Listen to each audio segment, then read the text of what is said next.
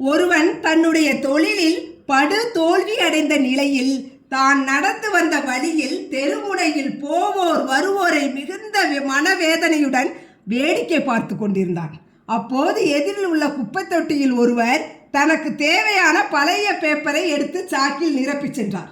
சிறிது நேரத்தில் இன்னொரு நபர் அதே குப்பை தொட்டியில் தனக்கு தேவையான பாட்டில்களை நிரப்பி எடுத்து சென்றார். மீண்டும் ஒருவர் தனக்கு தேவையான பழைய பிளாஸ்டிக் தட்டு பேப்பரை எடுத்து சாக்கில் நிரப்பி சென்றார். அதன் பின் ஒரு நாய் வந்து எச்சில் இலையில் இருந்த சாப்பாட்டை சாப்பிட்டு சென்றது. கடைசியாக வந்த ஒரு பசு குப்பையில் கிடந்த பச்சிலையை சாப்பிட்டு தன் பசியை போக்கிக் கொண்டது.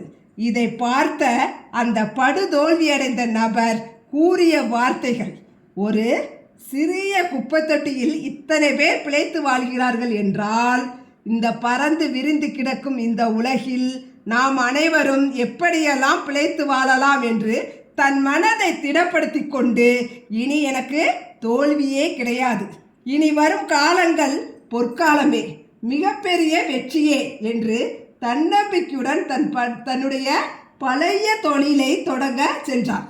இந்த பரந்த உலகில் நாம் அனைவருமே ஜெயிக்க பிறந்தவர்கள். இந்த கதையில் சொன்னது போல தோல்வி அடைந்ததை நினைத்து வருந்தாமல் நம்மை சுற்றி பாருங்கள்.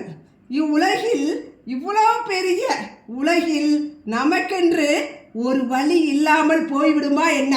எல்லாம் முடிந்து விட்டது என்று தோல்வியை கண்டு துவண்டு போகும் எண்ணத்தை கைவிட்டுவிட்டு தன்னம்பிக்கையுடனும் விடாமுயற்சியுடனும் செயல்பட்டு பாருங்கள். தோல்வி அடைந்தாலும் எழுந்து வரக்கூடிய மனதைரியம் இருந்தால் போதும், வெற்றி நிச்சயம். இதை தெளிவாக புரிந்து கொண்டால் வாழ்க்கை சிறப்பாக இருக்கும். முயற்சித்து பாருங்களேன்.